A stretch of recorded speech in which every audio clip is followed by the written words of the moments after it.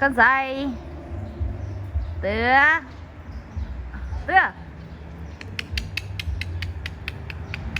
Tao.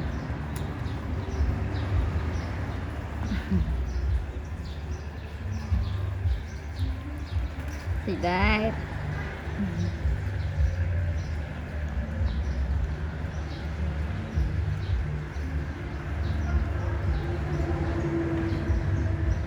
Cái rót chiên đấy. Nó ai mua xe kia nó lại. À cho mua rồi. Ừ. Mau. Tứa.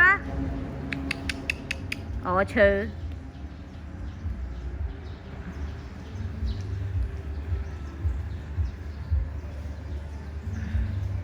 Mà.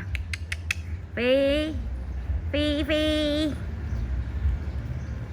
Ăn.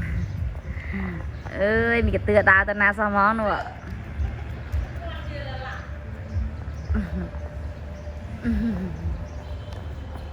Phi mới ăn cho chân hãy anh thôi hãy ôi mất mà lạnh bị ôi